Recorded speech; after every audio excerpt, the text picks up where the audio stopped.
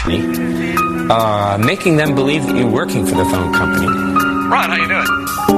Good, buddy. This is Bob from the Alpine office in Phoenix, Arizona. We had a test that we needed to run, a transmission test. They need to have the sleeve lead broken off on the intercept strap and then put the strap back on. We can call the switch room, you can call the frame room, you can say, well, this is Fresno here. We got a translation error going into your trunk here. Could you pull up trunk number, this, that, and the other thing, and give me the trunk ID code for this, that, and the other thing, you know? I mean, and the guy would do it.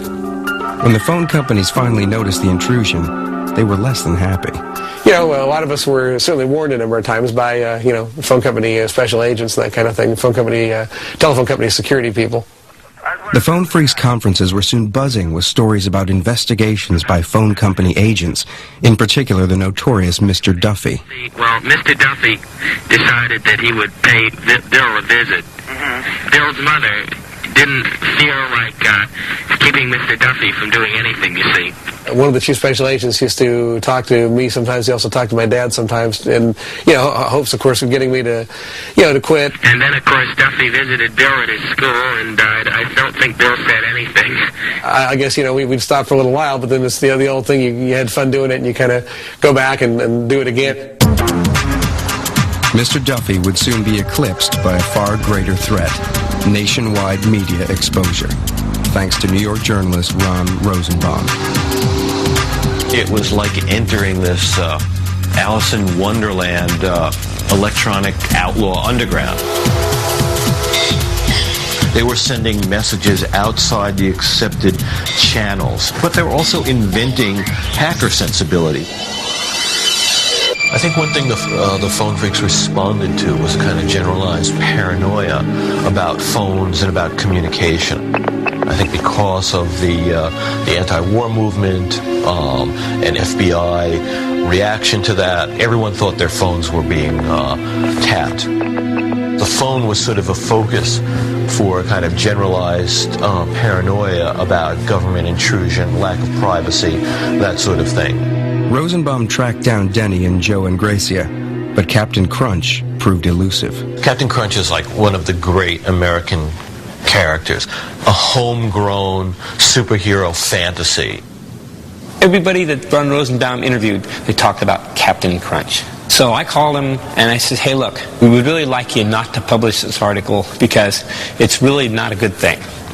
Captain Crunch was very worried about this because he kept telling me, you know, whatever you do, I don't want this information to get into the hands of the radical underground, because he felt that it could paralyze the phone system in the U.S. and somehow bring upon nuclear surrender by the U.S. to the Soviet Union. In October 1971, Ron Rosenbaum's article on phone freaks was published in Esquire magazine. I went to the library and I read the article, and I couldn't believe it. It was just so exposing. I said, oh my God. And I knew right then and there that phone freaking I knew it was ended. I read it to Denny over the phone, the whole thing. And everybody got on a conference call. One of the last conference calls we had, and I read the article to everybody because they couldn't read it and they couldn't believe it. I said, you guys really screwed up. You guys shouldn't have let this guy talk to you. You shouldn't have given this guy all this information. After the Esquire article, everyone jumped on the bandwagon. Hey, everybody! This number is 237-4059. These parasites piled on afterwards, mainly for the idea of stealing, in some cases, just like youthful vandalism. You know, hey, I'm doing something wrong, isn't that cool? But in other cases, for profit. In our accelerated program to catch phone freaks, which is more successful all the time, we find that we detect people who are businessmen. We find private detectives, stockbrokers, automobile dealers. We've even found some members of organized crime. The backlash hit the pioneers of phone freaking as hard as it hit the parasites. The LA people got busted. The Seattle people got busted. The New York people got busted. They came in. They had grand jury investigations coming in. They came to visit me, gave me a search warrant, searched my place. Since I wasn't really as heavily into it as some, I just got like a 10 days in jail, 3 years probation. It was suspended. And of course, everybody that got busted had my number.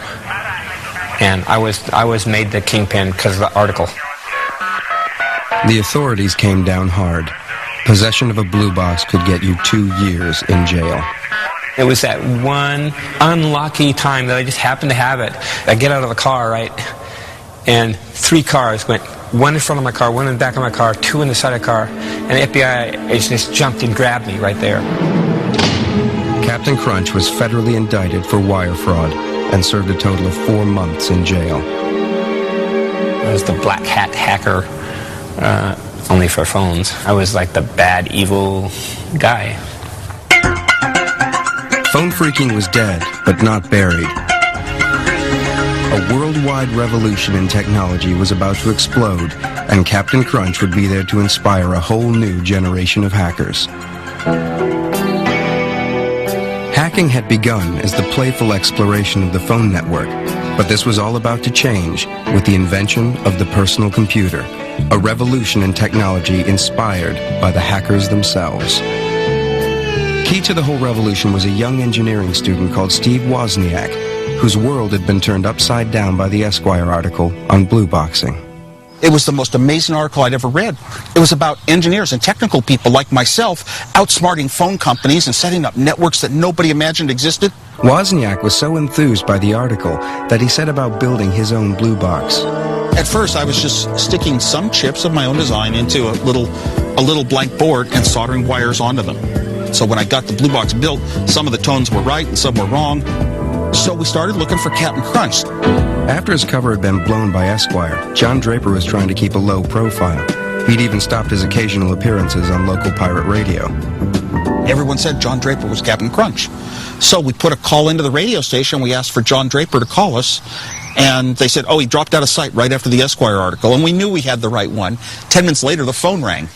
I said, oh my God, this is bad news. It was him, and he said he'd come up to Berkeley to meet us in the dorm. And I felt like, like if you were bringing the president home. I kind of walked into this thing not really knowing what was going on. And wanted me to show him how to use the blue box. He just built it. This guy was supposed to be, in my mind, so suave with the girls. And when he showed up at the door, he didn't quite fit the image I had in my head. But he said, I am he, Captain Crunch. And I says, look, you guys, I really don't think I want to do this. He said, it's cool, it's cool. God, I felt like a hero. I said, well, I guess it'll be okay, because I'm in a dorm, and it'd be pretty hard to track any one person making this call. And Juan says, can we call the Pope? I said, I guess so. So I got the number to the Vatican, and we called the Vatican, and we asked for the Pope. And he said, well, the Pope's not available right now. It's like 4 in the morning.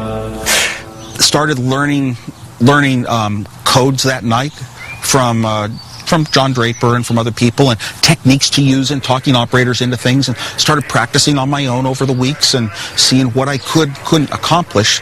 And I think I was kind of scared that I could get caught. A couple of weeks later, Wozniak's car broke down. Luckily, he and his college buddy Steve Jobs happened to have their blue box with them. We'll try to make a blue box call back to our friends in Berkeley because they can drive us home. And Steve made the blue box call, and the operator came on the line, and he hung up all scared. And he made the call again, and she came on the line, and he hung up. He was just scared, and a cop showed up. He was inside the phone with a box in his hand. Oh, my God. The cop probably thought we were like druggies because I had long hair. Steve managed to pass me the blue box, and I got it in my coat pocket. And said, what's this? Well, if you push the buttons, they all made tones. So I said, it's an electronic music synthesizer. The cop says, sounds out of tune to me. He says, what's the orange button for? That's the one you see phone lines with. So Steve said, that's for calibration. He said, well, it needs calibrating. This is scary. We knew we were caught. They got us in their car, 2 cops in the front seat, Steve and I in the back, and the cop in the passenger seat turned around. And the cop hands it back to Woz and says, a guy by the name of Moog beat you to it. Moog synthesizer. While Steve Wozniak and Captain Crunch were messing about with phones, the big boys at the corporations in nearby Silicon Valley were making great advances in computer technology.